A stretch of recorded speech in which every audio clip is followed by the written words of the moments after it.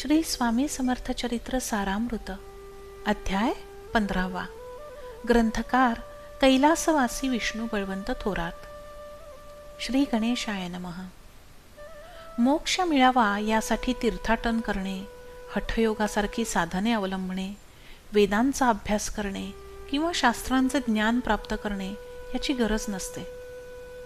स्वामींची भक्ती मनात असेल तर चारही पुरुषार्थ साध्य होतात आणि पाप ताप दैन्य दूर होतात. संसारी मनुष्याने स्वामींचे कायम स्मरण केले असता या संसार सागरातून स्वामी त्याला नक्कीच तारून नेतात. त्याच्या सर्व कामना पुरवून त्याला देवतांचे निवासस्थान सुद्धा दाखवतात. जे मनुष्य नामस्मरण करतात त्यांना या देहात असतानाच मुक्ती मिळते. मंगळवेढ्यात स्वामी जेव्हा राहत होते तेव्हा तिथले लोक त्यांना वेडा म्हणत असत.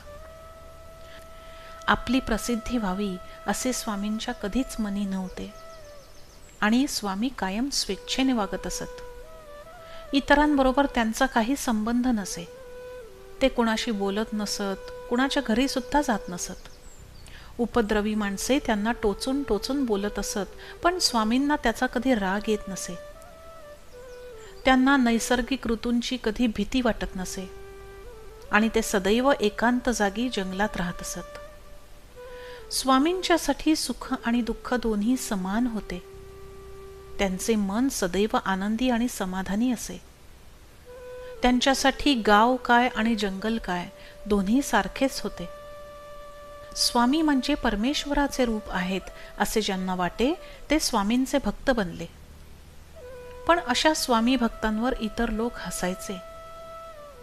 त्या काळात मंगळवेढ्यामध्ये बसप्पा तेली राहत होता, जो परिस्थितीने अगदी गरीब होता. तो व्यवसाय करत होता, पण त्यातून मिळणारं उत्पन्न त्याला पुरत नव्हते. त्याच्या घरी खूप गरिबी होती आणि त्यांना कोणाला पोटभर जेवण सुद्धा मिळत नसे. एके दिवशी तो फिरत फिरत जंगलातून जात असताना त्याला काट्यांच्या बिछाण्यावर झोपलेले स्वामी दिसले. त्याला हे दृश्य पाहून नवल वाटले आणि त्याने स्वामींच्या पायांशी लोटांगण घातले. काट्यांवर झोपणारे हे संन्यासी साक्षात परमेश्वराचे रूप आहेत हे बसप्पाने जाणले. त्याचे अष्टभाव दाटून आले.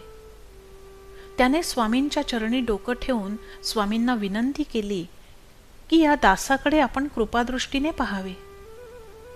स्वामींच्या चरणांचा स्पर्श होताच बसप्पाला ज्ञान प्राप्त झाले होते आणि तो हात जोडून स्वामींची स्तुती करू लागला की संपूर्ण ब्रह्मांडाचे स्वामी, तुम्ही दयेचा सागर आहात. तुम्ही भक्तांचे रक्षण करणारे आहात. तुमच्या कृपेने पाप ताप आणि दैन्य दूर होतात.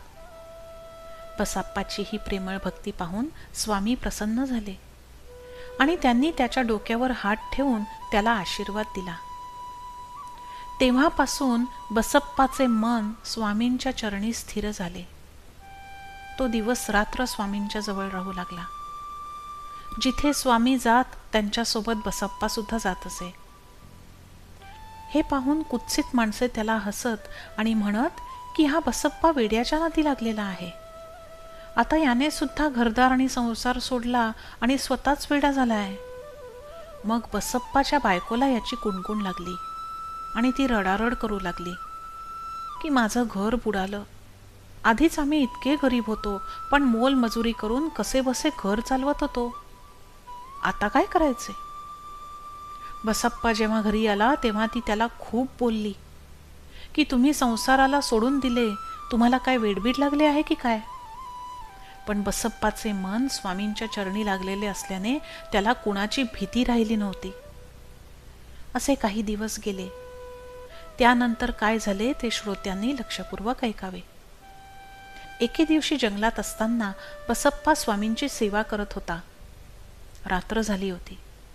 खूप अंधार पडला, पण बसप्पाचे मन स्वामीमय झाले असल्याने त्याला कशाची भीती राहिली नव्हती. रात्रीचे 5-6 तास उलटून गेल्यानंतर स्वामी उठून चालू लागले. पुढे पुढे स्वामी आणि त्यांच्या मागे मागे बसप्पा चालू लागला. ते दोघे जंगलाच्या दुर्गम भागात गेले. जिथे हिंसक पशूंच्या ओरडण्याचा आवाज येत होता. आधीच काळाकुट्ट अंधार, ते घनदाट जंगल. पुढचा मार्ग सुद्धा दिसत नव्हता. शिवाय पायात काटे सुद्धा रुतत होते. पण तरी बसप्पाला अजिबात भीती वाटत नव्हती. तो स्वामींच्या भक्तीमध्ये आपले देहभान विसरून गेला होता. तेव्हा स्वामींनी एक लीला केली. अचानक अनेक तेजस्वी साप तिथे प्रकट झाले. त्या तेजपुंज सापांनी संपूर्ण जमीन व्यापलेली होती. सापांचा पायाला स्पर्श झाला तेव्हा बसप्पा भानावर आला. त्याने आसपास त्या सगळ्या सापांचा समूह पाहिला. त्याच्या पुढे, त्याच्या मागे, अगदी झाडांच्या फांद्यांवर सुद्धा सापच साप होते. ते पाहून बसप्पा घाबरला. पण तेव्हा स्वामी त्याला प्रेमाने म्हणाले, अरे आता घाबरू नकोस, काही विचार करू नकोस, आणि तुला पाहिजे तितके साप तू घे. तुझे भाग्य उजळले आहे. स्वामींनी असे म्हणताच बसप्पाने सर्व भीती बाजूला सारून त्याच्या अंगावरचे वस्त्र घेऊन एका सापावर टाकले. त्या सापाला त्या वस्त्रात गुंडाळून त्याने उचलले. तोच ते सर्व साप अदृश्य झाले आणि त्याचबरोबर तिकडचे तेज सुद्धा नाहीसे झाले. तिथून ते दोघे निघाले आणि लगेच गावात आले. तेव्हा स्वामींच्या सोबत बसप्पा एका देवळात बसलेला असताना त्याने आपले ते गुंडाळलेले वस्त्र उघडून बघतो तर काय, त्यातला साप नाहीसा झाला होता आणि त्याऐवजी त्या वस्त्रात सोने होते. हे पाहून बसप्पा अतिशय आश्चर्यचकित झाला. त्याने स्वामींच्या चरणी डोकं ठेवलं. त्याच्या डोळ्यातून प्रेमाश्रू वाहू लागले आणि त्याला स्वामी म्हणाले, लगेच तुझ्या घरी जा, सुखाने संसार कर, बायको मुलांचा नीट सांभाळ कर. बसप्पा आनंदाने घरी गेला आणि घडलेला सर्व वृत्तांत बायकोला सांगितला. तिला सुद्धा खूप आनंद झाला. स्वामींची कृपा झाल्यास दैन्य म्हणजे गरिबी दूर होते याची साक्ष बसप्पाची ही कथा देते.